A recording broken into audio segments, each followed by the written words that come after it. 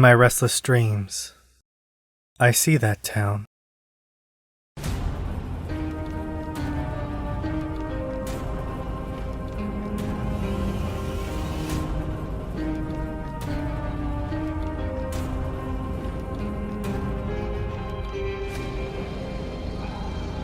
Welcome to LoreDive, where we look into and analyze the stories behind all of our favorite video games. Today we are going back into Dead by Daylight, and its latest chapter, Silent Hill.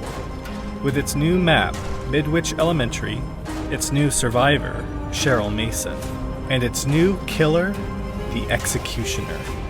Now, before I begin, there will be major spoilers for Silent Hill 1 and 3 in this LoreDive. I won't be going completely in-depth into these stories, as that is a LoreDive for another day, but there will be enough here to spoil the story if you haven't played the game already, so please be aware of this moving forward. In Maine, there exists a small lakeside town known as Silent Hill. Originally a tourist spot, the town managed to stay a relatively unknown gem, and was a place where those who chose to vacation there could get away from it all.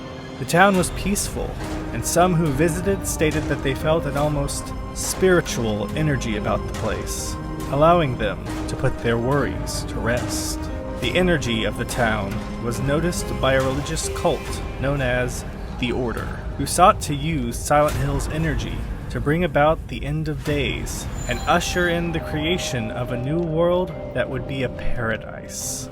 Due to the Order's meddling, the town was altered, and more horrifying actions began to take place there. Many left the town, while others simply disappeared entirely. After one particularly horrifying action, the town would from then on be forever split into two realms, the Fog World and the Other World. Some people would claim that they saw monsters and creatures in the Fog World, while others never did. Even if one were to encounter these twisted creatures, however, the Fog World was nothing when compared to the true nightmare that Silent Hill could bring. If one was unlucky enough to hear the call of the siren that would blare throughout the town, then they would be transported into the dark Otherworld. This world was similar to the Fog World, but twisted even further to the point where hope itself was strangled in the darkness. Macabre monsters would roam the town, taking on the shattered psyche of the person that summoned them. In the Otherworld, there were epicenters of power, based off of locations that were important to one particular person whose fate was tied to the town. These locations included Midwich Elementary. To the student that was bullied by her teachers and classmates, attending Midwich Elementary was comparable to torture. As the Order's grips on the town's supernatural energies tightened, a transformation occurred. The childhood trauma that took place in the building manifested itself into a twisted, nightmarish design. Though desks and textbooks remain, they are eerily contrasted with stained walls, rusted chains, and hanging cadavers. Any notion that this could have been a place of innocence and learning has long since faded. Now, the memories of Midwich have been added to the realms that the entity can pull from, a harsh reminder for those whose pasts are intrinsically linked to the small Maine town. Alessa Gillespie, Lisa Garland, and Cheryl Mason, the young veterans of terror. These three women's stories are all connected and forever entwined with the town of Silent Hill. When the Order attempted to bring a new god into the world, they came across an opportunity. One of its leaders, Dahlia Gillespie, gave birth to a daughter, Alessa, possibly due to her being born within the town or due to tampering from the cult. Alessa was born with special abilities. As part of a ritual to birth a god meant to change the world, Alessa was immolated alive inside of the house she shared with her mother. After being saved by a soul that could not leave her to die, the trauma from the incident forever changed the town, splitting its very existence. In a last-ditch effort to free herself, Alessa split her being into two, sending part of her soul out of the town. This part of herself, a baby, was found by Harry and Jody Mason. They adopted the child and raised her as their own, giving her the name Cheryl. Without Alessa's full soul, the cult could not move forward with their plans, so they kept Alessa hidden away in the basement of a local medical facility, Alchemilla Hospital. The head of the hospital, Dr. Kaufman, was a member of the cult, but not a true believer. He used the cult as a way to spread a drug known as White Claudia around the town, making a profit selling it to tourists. In order to ensure that Alessa would be taken care of, he had a trainee nurse look after her, who would eventually become a full-fledged member of the staff. This nurse was Lisa Garland. Kaufman was certain that Lisa would be able to take care of the girl and wouldn't ask questions, as he had ensured that she would be addicted to White Claudia. As Kaufman and the cult were the only suppliers of said drug, the only way that Lisa could obtain it would be through Kaufman. Years passed and Cheryl grew up with Harry and Jody, but Jody grew ill and passed away. Meanwhile, Lisa took care of Alessa, and over time, Alessa began to grow fond of Lisa. The cult tortured Alessa with spells and rituals, forcing her to live in a constant state of agony and an everlasting nightmare. They did this so that she would inadvertently call to the other half of her soul, and then the two would be reunited. As time moved on, Lisa had had enough, bandaging a girl's wounds that would never heal, and forced to stay with her in the hospital's basement. She begged Dr. Kaufman to let her leave, but he refused, once again threatening to cut her off from her supply. Lisa stayed with Alessa, but may have attempted to get herself clean of the drug's influence, and as a side effect, began to hallucinate blood and pus coming out of the faucets of the hospital due to withdrawal from White Claudia. The torture of Alessa worked, and at night, Cheryl began to call out the same phrase again and again in her sleep. Silent Hill. To try and help his daughter and figure out what was causing her nightmares, Harry decided to take her to the New England town. As Harry and Cheryl approached, a figure crossed the road, and in order to avoid hitting it, Harry crashed his car.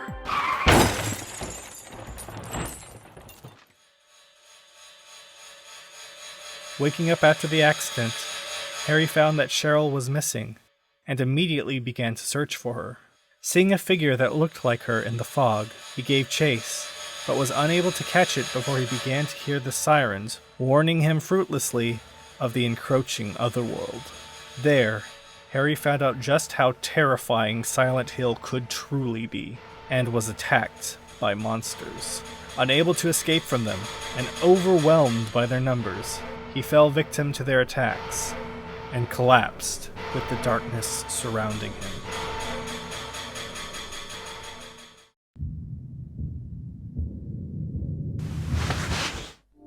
He awoke, saved by a police officer named Cybil Bennett, who managed to find him unconscious.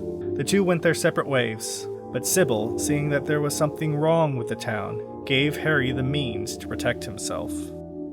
Harry continued searching the town for his daughter, running into Dahlia Gillespie, who gave him an intentionally vague warning about the darkness swallowing the town. Michael Kaufman, who had become aware that things in the town were most likely caused by Alessa, and not going the way he wanted.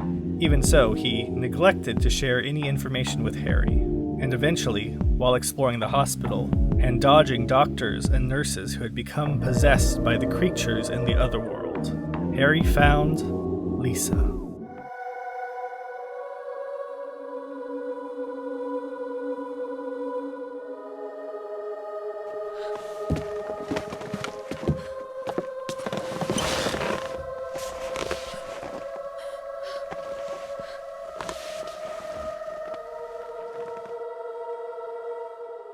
Lisa unfortunately was unable to provide any information on what caused the town to be in the state that it was, claiming that she had been knocked out, and when she awoke, everyone was gone. Harry offered to take her with him, but she refused, saying that she felt like she wasn't supposed to leave the hospital. As Harry continued his search, Lisa helped him by informing him of important areas of the town and the cult that had existed in the town for years. But at the same time, she felt like something was off, that she had forgotten something important. Her memories and her care of Alessa were completely absent from her mind. Eventually, Harry learned the truth about Cheryl, the town, and Dahlia, but not before Dahlia confirmed that Cheryl and Alessa had recombined, and that his daughter was forever lost as the entire town sank into the other world.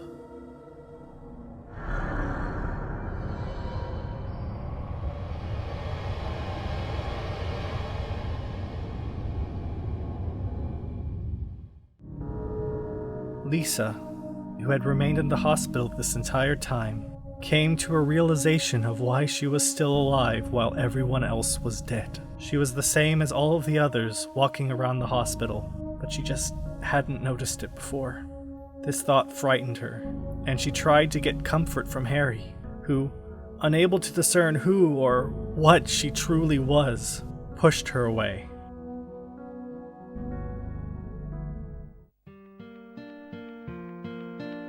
Before his eyes, Lisa began to corrode and bleed from every orifice on her body as she became one with the other world. The truth is that we may never know what truly happened to Lisa Garland. It is entirely possible that she, like everyone else in the hospital, was infected by the creatures that crawled through the other world, but that Alessa's fondness for her prevented her from turning until she realized what she truly was.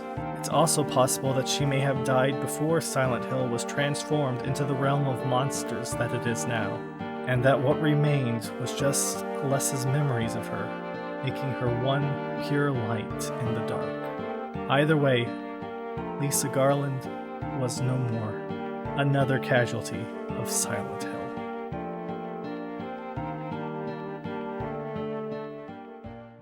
Dahlia primed Alessa and started the ceremony to have her give birth to a god. If Cybil managed to survive Silent Hill's dangers, she would attempt to put a stop to it, but was immediately shoved aside by Alessa's powers. Dahlia's plan appeared to come to fruition, but Kaufman, realizing that he had been manipulated, interrupted the ceremony, inadvertently causing Alessa to give birth to the god before she was ready.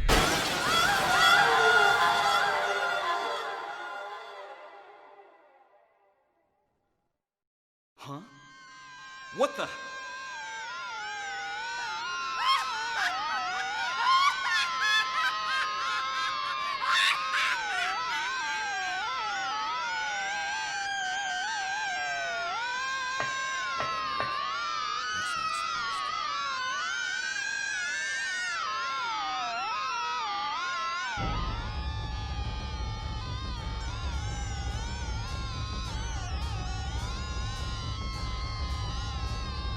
The god, full of fury, immediately lashed out, killing Dahlia before attacking Harry and Kaufman.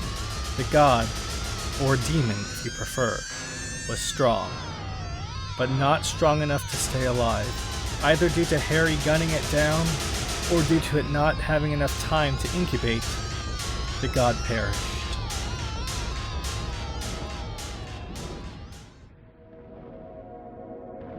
In its death throes, Alessa reappeared, barely clinging on to life. She gathered up what remained of her soul and birthed another child, a baby whom she gave to Harry.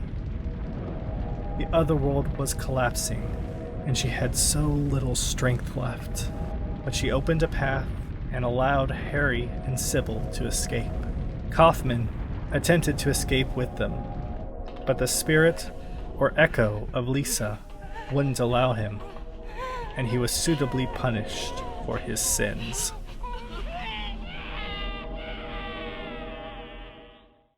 As the survivors of the incident attempted to escape the other world, it began to fall apart.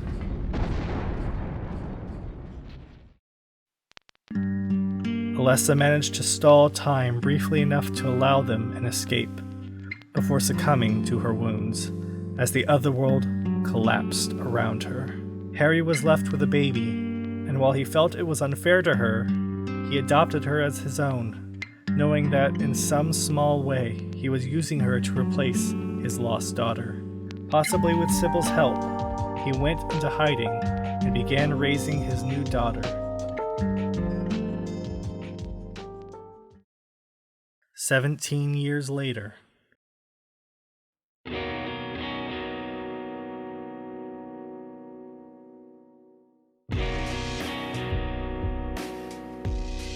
The caring and impulsive Heather Mason spent her time like any other normal teen. One day when going to the mall, she was approached by a private investigator who said that he had something to tell her about her birth. Heather avoided the man, but the mall they were in suddenly became infested with monsters. While trying to escape, Heather came across a woman, Claudia Wolf, an old friend of Alessa's. Claudia and the creatures she brought hounded Heather as she tried to avoid and escape them, only wanting to return home to her father. Eventually, she succeeded in making her way back home, but to her distress, Claudia beat her there, and her father, Harry, had been killed.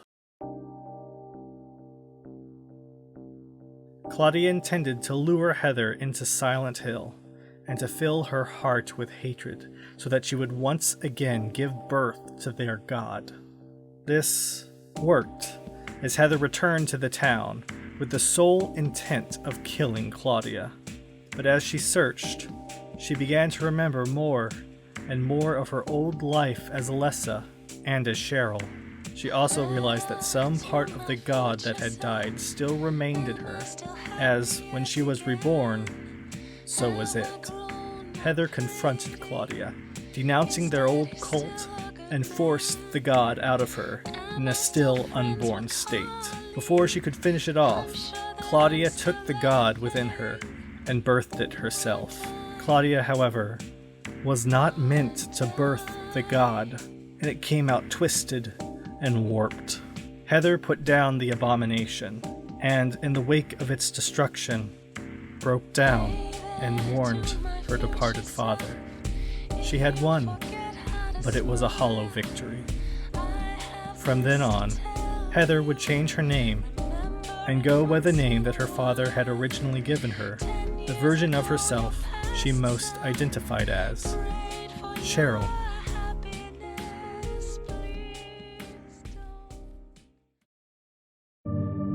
Cheryl attempted to rebuild her life after the tragic death of her adoptive father. To ease her conscience, she volunteered at a crisis intervention center for troubled youth. 3 months later, she aced training and could answer the crisis line without supervision. Yet, little could have prepared her for the first call. All she heard was static. The air thickened as black fumes rose from the ground, and suddenly she heard the voice of a woman, someone she thought she'd never hear from again. Why do you reject God's mercy? Why do you cling to this corrupt world? It couldn't be her. Claudia was dead. Suddenly the world spun, and she dropped to her knees, nauseous. Hot bile traveled up her throat, and she retched warm blood on the floor. Then, the spinning stopped, as swiftly as it began. Cheryl looked up as she saw she was somewhere else, a cold, hopeless place. But she was not alone. In the dark fog, she saw a warm and friendly face, one that she never thought she would see again.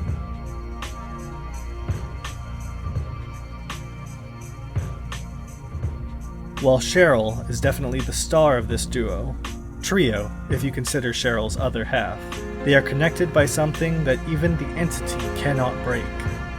And thanks to Alessa's innate abilities, the entity may soon realize that it has more to deal with than it bargained for.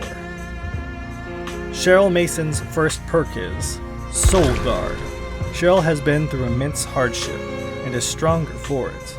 With Soul Guard, Cheryl gains the endurance status effect for a time after recovering from the dying state.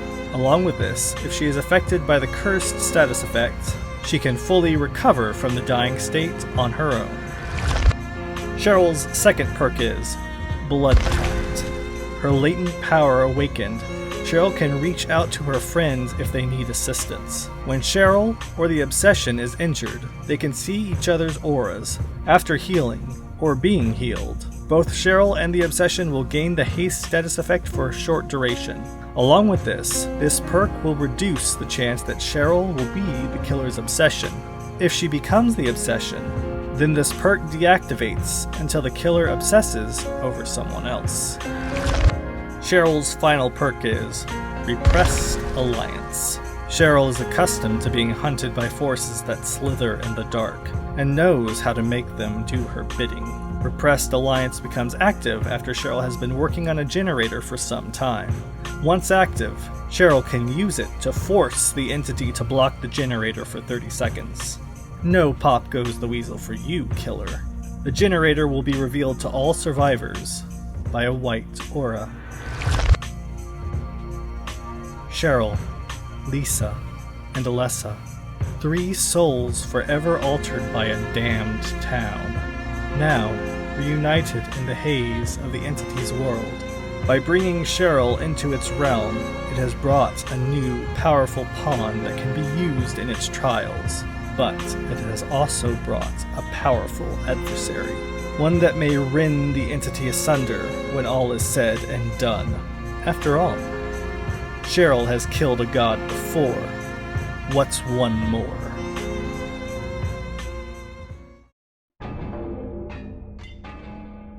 Pyramid Head, the Executioner. When James Sunderland received a message from his wife, he was confused. His wife couldn't have sent the letter. She had died years ago. But there it was, right before him. In my restless dreams, I see that town, Silent Hill. You promised you'd take me there again someday, but you never did. Well, I'm alone there now, in our special place, waiting for you to come and see me. James had to see if she was really there. Even if it was all a lie, it was better than wondering if it was real. James was unaware of what awaited him in that town, or of what was lurking in the murky fog. But since Silent Hill had been forever altered after the events involving the cult and Alessa, it had special trials for damaged minds. For those who sinned, even if they had forgotten, it had a specific type of tool, a sadistic and merciless executioner. While there is definitely more than one executioner at the town's metaphorical fingertips, there is only one that is so striking that anyone who's seen it can never unsee it. Encumbered by the steel frame upon his head, and with the hulking great blade in tow, he stalked the hellish corridors of Silent Hill, committed to a duty that no one truly understood. Where he tread, even monsters fled for the shadows, and those who crossed his path fell victim to unrestrained acts of aggression. When his duty was complete, and his presence no longer needed, he prepared for the long rest. And yet, his skills were needed elsewhere. The fog that streamed over him was somehow different than that he was accustomed to in Silent Hill, as if each wisp contained the nerves of a creature, writhing, seeking him out. There was an unspoken agreement in that moment. The billowing cloud was an invitation to duty and sadism, and Pyramid Head, taking a step into the fog, accepted his obligation once more. The Executioner's power is Rites of Judgment. The Executioner can carve a trail of pain and suffering through the procedural. If a survivor walks or runs through this trail, they will alert the Executioner's killer instinct and will be afflicted by torment.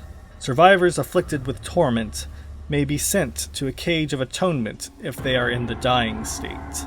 A Cage of Atonement works similarly to a hook, but any perks for a killer or survivor that would be affected by a survivor being on the hook will not be procced by a Cage of Atonement.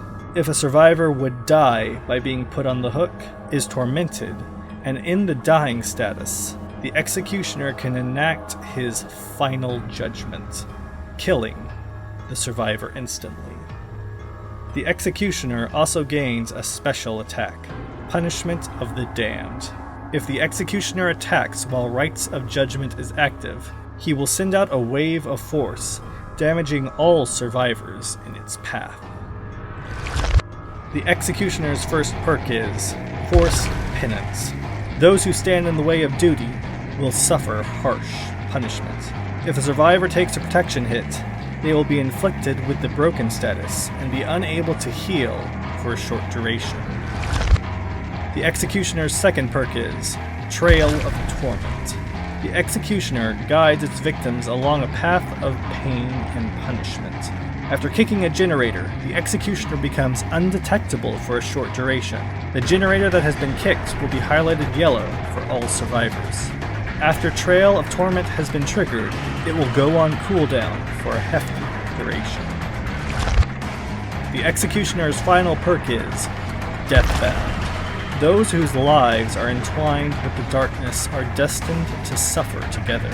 If a survivor heals another survivor for one health state while they are at a distance away from the executioner, they will be forced to scream, revealing their location and activating Deathbound. While Deathbound is active, the survivor who performed the healing action will suffer from the Oblivious status if they go outside a certain distance from the survivor that they healed. Pyramid Head, also known as the Red Pyramid, now acts as both Punisher and Executioner for the entity. If you see him roaming procedural, be prepared to atone for your sins, or you'll be punished by them.